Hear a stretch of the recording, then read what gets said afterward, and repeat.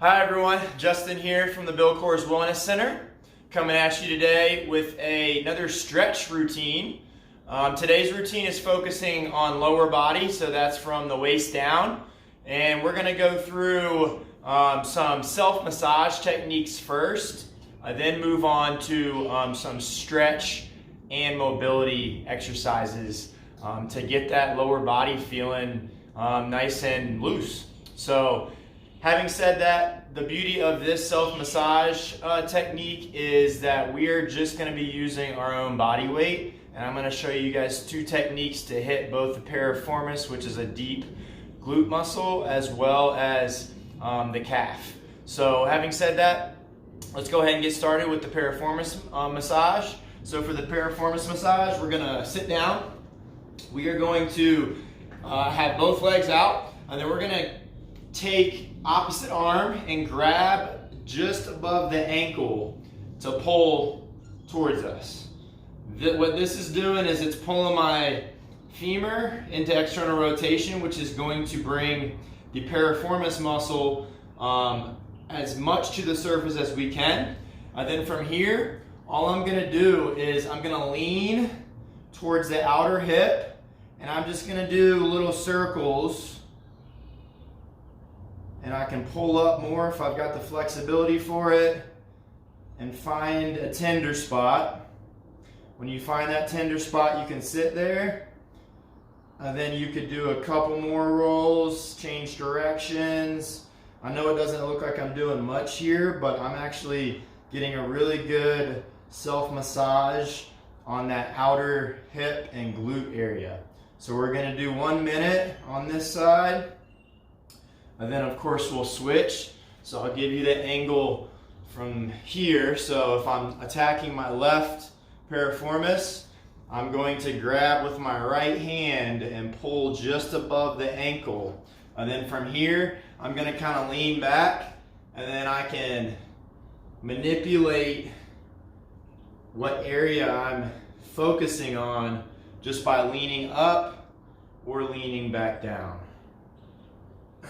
And then I'm going to just do some small circles, find a tender spot, which for me is right there, and then I'm just going to sit on this. Accumulate 1 minute on each leg, and that's it for the piriformis massage. And next we're going to move to a calf massage. So you're going to get into a hands and knees quadruped position, tabletop, and then from here, all I'm going to do is I'm going to take one leg, cross it over, and then adjust so that my wrists are underneath my shoulders. And then all I'm doing is I'm taking my knee of the top leg and I'm digging it in to my calf muscle. You can slide up and down slowly, apply more pressure if you want, find that tender spot, sit on it. Maybe oscillate left to right, front to back, circular, until you've got a minute on one calf. And then of course, I'll switch and I'll show you from this side. So if I'm attacking my left calf, I've got my toe pulled towards me. That's gonna put the muscle on stretch, which is gonna allow me to get into it a little deeper. And then I'm going to cross that leg over. So in this case, it's my right leg over the left. And then I'm just going up and down, side to side, trying to find any spot that's tender. When I find that spot, I'm going to sit on it, accumulate a minute, and then that's it for the calf massage. So those are two good massage techniques that you can use with just your body weight. No equipment needed, no foam roller needed or anything like that. And then next we're going to get into 4 stretches. So the first one is going to be a frog stretch. So we've done this one before. So I'll give you the side angle first. I'm basically starting in hands and knees, quadruped position, making sure that my knee is stacked over my hip. And then I'm splaying my legs out wide. All right, I'm feeling the stretch when I splay out wide between my legs in the groin area. Then I can even come down to my elbows if I want a little deeper stretch. And then from here, what we're gonna do is we're gonna do pulses. So we're gonna start by doing internal rotation pulses. And so for this, I am keeping my core braced. Then all I'm gonna do is lift the foot up 10 times. Now notice when I lift the foot up, I'm not rotating the whole body to get it higher, right? I'm staying braced and I'm just doing 10 raises. Once you've done that, you're gonna, same leg, just lift the knee up for external rotation. Again, notice my upper body is staying as stable as possible. I'm not rotating as I open up. It's a very small range of motion. Once I've done 10 internal and external rotation pulses, I'm gonna switch and do the same thing on the other side. So again, internal, lifting the foot up, 10 pulses, staying braced. External, lifting the knee.